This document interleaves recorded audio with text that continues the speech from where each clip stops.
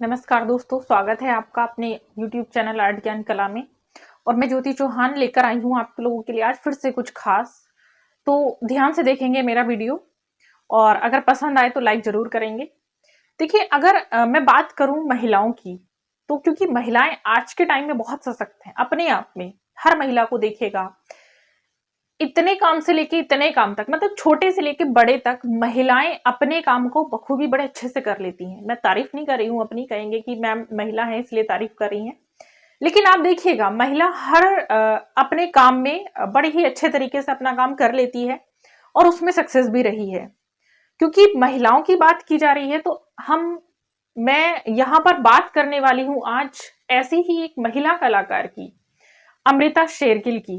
क्योंकि जिनको कहा जाता है भारत की प्रथम महिला कलाकार, तो देखिए उन्होंने अपने काम में इतनी प्रसिद्धि हासिल की है। छोटा सा जीवन था उनका और अपने छोटे से जीवन में, अपनी छोटी सी लाइफ में उन्होंने बहुत कुछ किया, कुछ ऐसा किया जिसकी वजह से हम उनको आज भी याद करते हैं। इतना सराहनीय कार्य उनका था कि उनको उनके कार्य के लिए जाना जाता है, उनको उनके कार्य के लिए जाना जाता है और हम याद भी करते हैं। उनकी पेंटिंग्स को जब हम आज देखते हैं तो हम देखते हैं कि क्या कलाकार होगी जिसने वो पेंटिंग्स बनाई होगी। तो चलिए सबसे पहले जान लेते हैं हम महिला कलाकार अमृता शेरगिल के बारे में।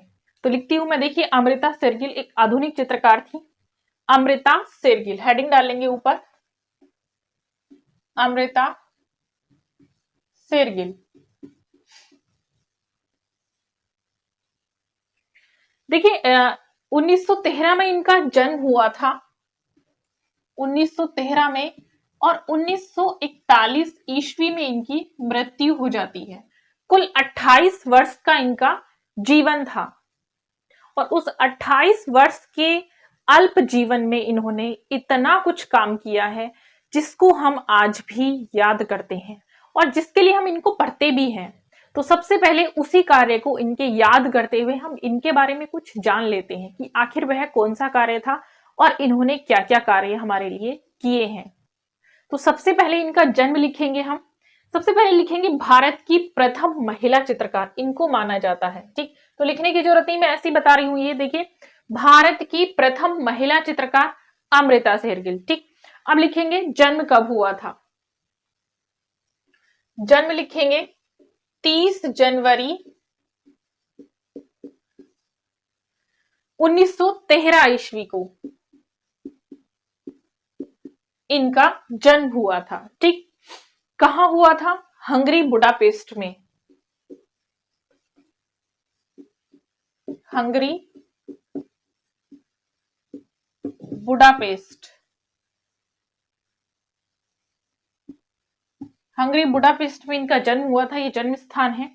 इनके पिता सरदार उमराव शेरगिल, इनके पिता सरदार उमराव शेरगिल थे। मैं लिखवा नहीं रही हूं, ऐसे लिखेंगे। तो ये कौन थे? तो देखिए, ये जो पिता थे इनके, एक भारतीय सिख थे। इनकी भी अपनी एक पहचान थी। तो भारतीय सिख थे पिता उमराव शेरगिल। ये यहाँ पर दिख नहीं रहा है तो मैं आपको बोल देती हूँ, थोड़ा सा लाइट पड़ रही है। Hungary Budapest. ठीक, हंगरी बुडापेस्ट मैंने ये लिखा हुआ है। ठीक है, अब लिखेंगे, देखिए इनकी माँ मारिया, इनकी माँ मारिया हंगेरियन ओपेरा जिनको कहा जाता है, इनकी माँ मारिया भी एक गायिका थी, एक गायिका रही है अपने समय में। तो काफी अच्छी गायिका थी। अब देखिए 8 वर्ष की उम्र में इन्होंने 8 वर्ष की उम्र में ये अपने माता पिता के साथ पहली बार भारत आई थी। तो लिखते हैं कब आई थी पहली बार ये भारत। इस पर मैं देखती हूँ बड़ा ही ज्यादा एक क्वेश्चन, एक विवाद ऐसा बन जाता है, क्योंकि आप सोचेंगे पहली बार भारत कैसे। तो जब हम इनको पढ़ते हैं कि 1934 में 1935 में भारत आई थी, तो वो बात की बात है। लेकिन उससे पहले ही अगर पूछ लिया जाए अपने माता पिता के साथ भारत कब आई थी, तो उसको पहले लिखेंगे अपने माता पिता के साथ भारत आई।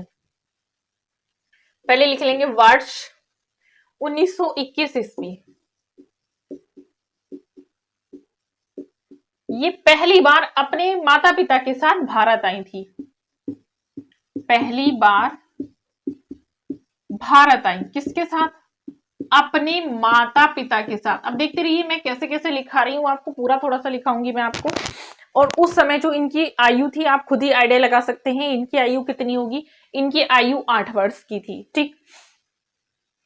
और 1921 से लेकर, यहीं से लेकर 29 तक ये अपने परिवार के साथ शिमला में रही थी। समर हिल शिमला में ये रही 1921 से लेकर अपने परिवार के साथ 1929 तक ये शिमला में रही। इसके बाद 1924 में इन्होंने फ्लोरेंस में दाखिला ले लिया था। ये फ्लोरेंस चली जाती है 1921 में यहां से करने के बाद। उसके बाद 1924 में ही अमृता अपने घर वापस लौट आती हैं, इसीलिए 1929 तक ये रही थी यहाँ पर।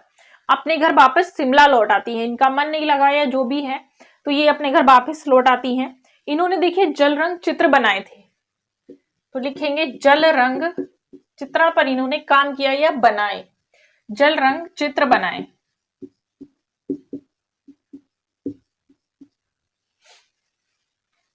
उन्नीस सौ 24 से 27 के मध्य, 1924 से 27 के मध्य इन्होंने जल रंग चित्रों का निर्माण किया था। अब देखिएगा, इन्होंने 1927 में ही मॉडल की सहायता से अनुकृतियों का निर्माण करना शुरू किया था, क्योंकि सबसे पहले मॉडल का यूज करने वाली जो भारतीय कलाकार थी वह अमृता शेरगिल ही थी। सबसे पहले भारत में मॉडल का यूज इन्होंने ही किया था। मॉडल से इन्होंने कलाकृतियां जो बनाई, वो सबसे पहले अगर हम नाम ले तो वो महिला चित्रकार अमृता शेरगिल का ही आता है। और ये काम इन्होंने 1927 ईस्वी में किया था, ठीक है, क्योंकि ये प्रश्न भी आ जाता है। 1932 ईस्वी में लिखेंगे इन्होंने एक चित्र बनाया था। चित्र का नाम लिखेंगे, पहले चित्र लिख लेंगे, यंग गर्ल। ये बनाया था इन्होंने 1932 में। उस समय ये पेरिस में ही थी, ठीक, 1932 में बनाया था। उस समय ये पेरिस में ही थी, क्योंकि अमृता 1921 से 1929 तक ये भारत आई और ये शिमला में रही थी। और 1929 में ही ये कहाँ चली जाती है, पेरिस चली जाती है 1929 में, क्योंकि 27 के मध्य इन्होंने क्या काम करना शुरू किया था, मॉडल से इन्होंने चित्र बनाने शुरू किए थे। उसके बाद ये चली जाती है पेरिस, और पेरिस में रहकर ही इन्होंने चित्र बनाया था यंग गर्ल, ठीक, यंग गर्ल इन्होंने चित्र बनाया था। इसके लिए इनको फ्रांस की राष्ट्रीय कला प्रदर्शनी में ग्रांड सैलून का स्वर्ण पदक प्राप्त हुआ था। इस चित्र के लिए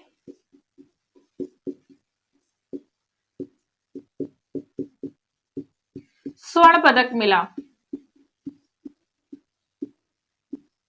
कब मिला, तो इस चित्र के लिए इनको जो स्वर्ण पदक मिला था वो 1933 ईस्वी में मिला था, 1933, मतलब नेक्स्ट ईयर 32 के बाद ही इनको स्वर्ण पदक, और फ्रांस की राष्ट्रीय कला प्रदर्शनी में ये स्वर्ण पदक इनको दिया गया था, ठीक।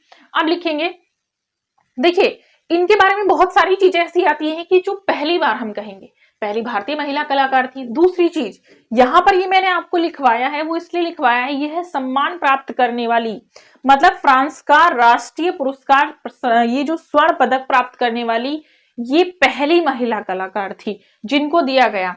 सिर्फ पहली भारतीय लड़की ही नहीं कह सकते हम इनको, बल्कि समूचे एशिया की पहली लड़की हम इनको कहेंगे। पहली भारतीय लड़की ही नहीं, समूचे एशिया की पहली लड़की हम इनको कह सकते हैं, ठीक है। तो ये गलत बिल्कुल नहीं होगा, बस ये चीज याद रखेंगे। अब देखिएगा, भारत लौटी, इस पर प्रश्न आ जाता है, ये भारत कब लौटी थी।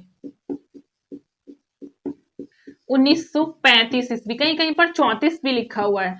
1935 ईस्वी में ये भारत लौटी थी, और 1 सितंबर 1935 को इनकी कला प्रदर्शनी लगाई जाती है, और उसमें शिमला आर्ट सोसाइटी की तरफ से इनकी कला प्रदर्शनियां लगती हैं, जिसमें से मेरे हिसाब से कुछ इन्होंने 10 में से 5 कलाकृतियां संस्था द्वारा वापस कर ली जाती है। तो ये बिल्कुल होपलेस नहीं होती है, आगे उससे प्रेरणा लेती हैं। बल्कि मेरा ये कहना है, हमें किसी को भी होपलेस नहीं होना चाहिए। इस पर मैं एक वीडियो बनाऊंगी मोटिवेशनल का, तो आप जरूर देखेंगे। फिलहाल अभी इस टॉपिक को यहीं ड्रॉप कर देते हैं, हमें पढ़ना है अमृता शेरगिल को। तो अमृता शेरगिल को हम देख लेते हैं। आप देखिए 1936 में भी इन्होंने एक प्रदर्शनी लगाई थी, ये कला प्रदर्शनी।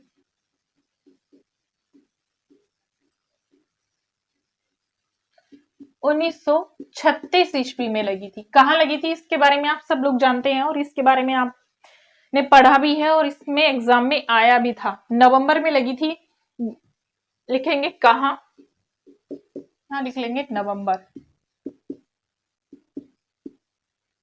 मुंबई के ताज होटल में,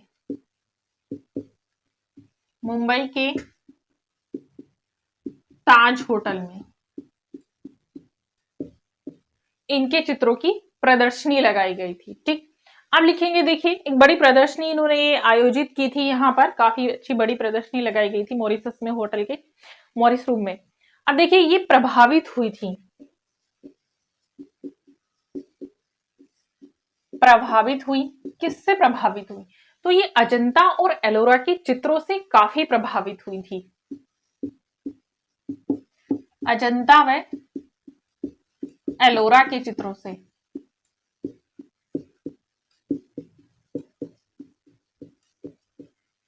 ठीक, अजंता और एलोरा के चित्रों से ये काफी प्रभावित रही। अब देखिएगा, इनके कुछ चित्रों के बारे में मैं आप लोगों को लिखवाऊंगी। इनका विषय लिख लेंगे पहले। विषय, भारतीय चित्रों को, मतलब इनका जो विषय था वो भारतीय विषयों को इन्होंने पाश्चात्य शैली में चित्रित किया था। भारतीय विषयों को पाश्चात्य शैली में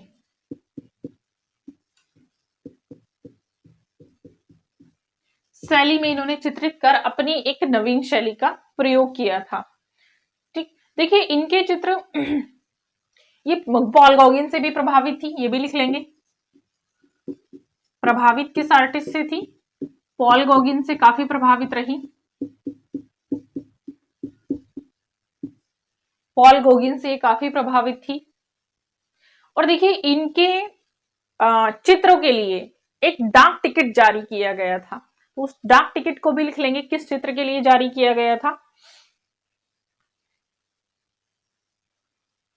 लिखेंगे इनके चित्र के लिए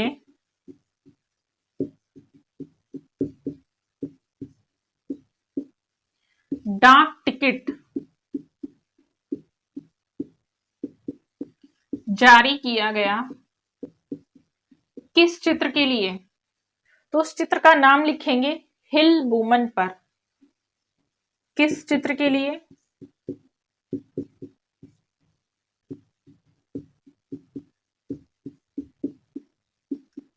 हिल वुमन चित्र था इनका।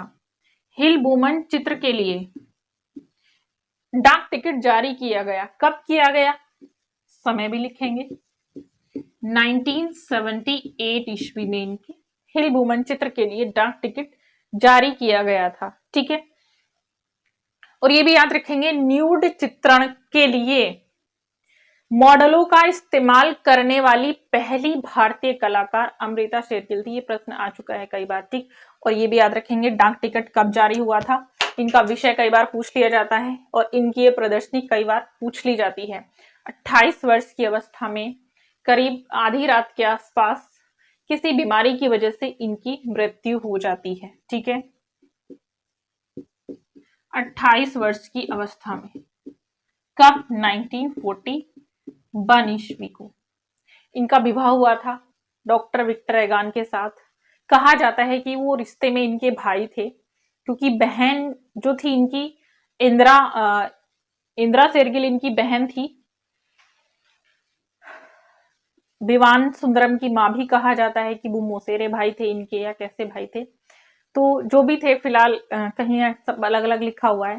पर आपने अभी देखा, जो मैंने पढ़ाया है, कि अमृता शेरगिल एक अद्भुत नारी ही हम इनको कहेंगे। भारत की पहली महिला कलाकार ही नहीं थी, एक अद्भुत नारी थी, क्योंकि इनके कार्य ऐसे हैं जिसको हम भुला नहीं सकते। इनकी अद्भुत पेंटिंग्स हैं, तो इनकी पेंटिंग्स के बारे में पढ़ेंगे। ठीक है, और आगे मैं आपको एक नए आर्टिस्ट के साथ फिर से मिलती हूँ। तब तक के लिए धन्यवाद।